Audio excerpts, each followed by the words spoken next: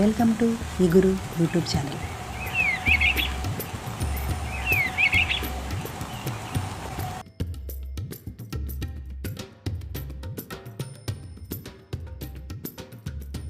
ఒక ఊర్లో సిరి అనే అమ్మాయి ఉండేది.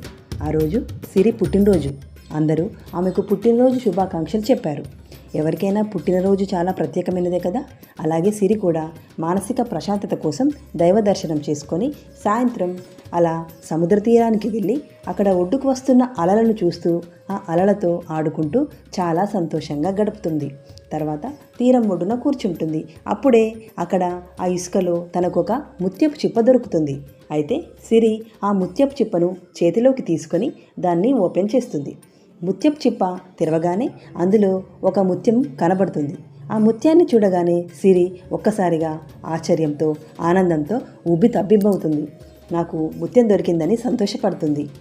జీవితంలో మనకు ఏది లభించినా ఆ భగవంతుడి ఆశీర్వాదంగానే భావించి దాన్ని ఒప్పుకొని ముందుకు వెళ్ళాలి కదా అని సిరి అనుకుంది.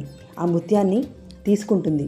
ఆ భగవంతుడే నా పుట్టినరోజున తన ఆశీర్వాదాన్ని ఆశీస్సులను ఈ ముత్యం రూపంలో తనకు అందించాడని, ఆ దేవుడి ఆశీస్సులు ప్రకృతి ఆశీర్వాదం ఎప్పటికీ తనతోనే ఉండాలని సిరి ఆ ముత్యాన్ని తన మెడలో ఉన్న చైన్కి వేసుకొని ఇంటికి వెళ్ళి పుట్టినరోజున ప్రశాంతంగా పడుకుంటుంది.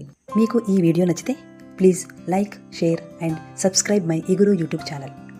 మీ ఒపీనియన్ని కామెంట్ ద్వారా తెలియజేస్తారని ఆశిస్తూ థ్యాంక్స్ ఫర్ వాచింగ్.